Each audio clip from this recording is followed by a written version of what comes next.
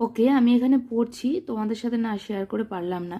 এটা হচ্ছে ইউরিনোজেনিটাল চ্যাপ্টার। এখানে পড়া হচ্ছে ডাইসুরিয়া, মানে হচ্ছে পেন পাসিং ইউরিন।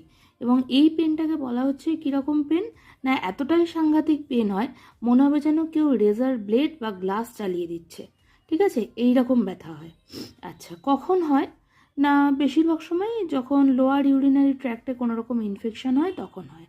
এবার আমি কেন এই ভিডিওটা শুরু করলাম, লোয়ার ইউরিনারি ট্র্যাক্টের ইনফেকশন বা যখন লাস্টের দিকে সেটা পরে গিয়ে ব্ল্যাডার ক্যান্সার বা কার্সিনোমায় যায়, তখন গিয়ে যখন হিমাচুরিয়া মানে ইউরিনের সাথে রক্ত পড়ে সেই সিমটম পাওয়া যায় এবং তার সাথে এই যন্ত্রণাদায়ক ইউরিনেশন হয়। এবার আসি কাদের হয়, কেন হয়, কেন আমি ভিডিও শুরু করেছিলাম। ইন ওল্ডার মেল স্মোকার এখনও আমি দেখি, মানে আমি জানি না কেন এটা স্ট্যাটাস মেনটেনের জন্য বা কিসের জন্য, অনেক ওয়াইফরাও আমাকে বলেন যে না না এখন তো আর ড্রিঙ্ক করে না, এখন শুধু স্মোক করে।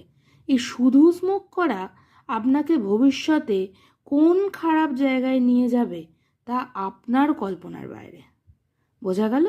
ওল্ডার মেল স্মোকার, বুড়ো বয়সে যখন আপনি এখন থেকে স্মোকার, অবভিয়াসলি আপনি তো সেই টিনেজ থেকে স্মোকার, তারপর বুড়ো বয়সে আপনার গিয়ে ব্ল্যাডার ক্যান্সার এবং এই কষ্টকর, এই যে কষ্ট মনে হবে যেন কোথায় গেল, এই যে passing razor blade or glass, ঠিক আছে, এই রকম সেন্সেশন। এবার ভাবুন কি পরিমাণে কষ্ট আপনি পাবেন।